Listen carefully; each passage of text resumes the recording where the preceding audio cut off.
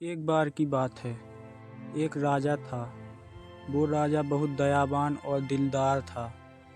अच्छा था, लोगों की मदद किया करता था। वह राजा कई बार रात के समय भेष बदलकर अकेले ही अपने राज्य का चक्कर लगाया करता था, यह देखने के लिए कि उसके राज्य में सब कुछ ठीक ठाक चल रहा है या नहीं, सारे लोग सुख शांति से जी रहे हैं या नहीं।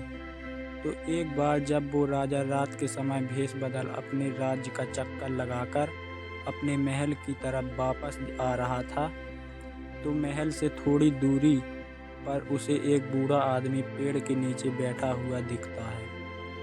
ठंड का समय था और बूढ़े आदमी के पास कोई गर्म कपड़ा या कंबल नहीं था। वह बूढ़ा आदमी पेड़ के नीचे सिकुड़ कर बैठा हुआ था। राजा उस बूढ़े आदमी के पास जाता है और उसे पूछता है कि क्या आपको ठंड नहीं लग रही? इतनी ज़्यादा ठंड है और आपके पास कोई कंबल भी नहीं है। तो वह बूढ़ा आदमी राजा से कहता है कि मेरे पास कोई कंबल नहीं है, लेकिन मुझे इसकी आदत है, मैं रोज़ ऐसे ही ठंड में रहता हूँ। तो राजा बूढ़े आदमी से कहता है कि आप यहीं रुकिए, मैं आपके लिए कंबल लेकर आता हूँ। बूढ़ा आदमी यह सुनकर खुश हो जाता है।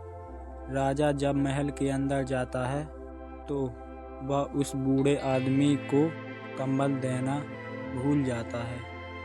अब अगले दिन जब सुबह होती है तो महल के बाहर बहुत सारी भीड़ जमा हो जाती है। जब राजा सैनिकों से पूछता है कि बाहर क्या हुआ है, तो सैनिक राजा से कहता है कि महल से थोड़ी दूरी पर एक पेड़ के नीचे किसी बूढ़े आदमी की लाश पड़ी हुई है। राजा जब उस लाश को देखने जाता है तो देखता है कि वह वही बूढ़ा आदमी था जिसे रात में राजा ने कंबल देने का कहा था। यह देखकर राजा बहुत दुखी हो जाता है और जब वह उस बूढ़े आदमी की लाश के थोड़े करीब जाता है तो देखता है कि वहाँ ज़मीन पर उस बूढ़े आदमी ने रेत पर कुछ लिखा हुआ था। उस बूढ़े आदमी ने लिखा था कि इतने सालों में बिना गर्म कपड़ों और कंबल के इतनी ठंड में भी जी रहा था।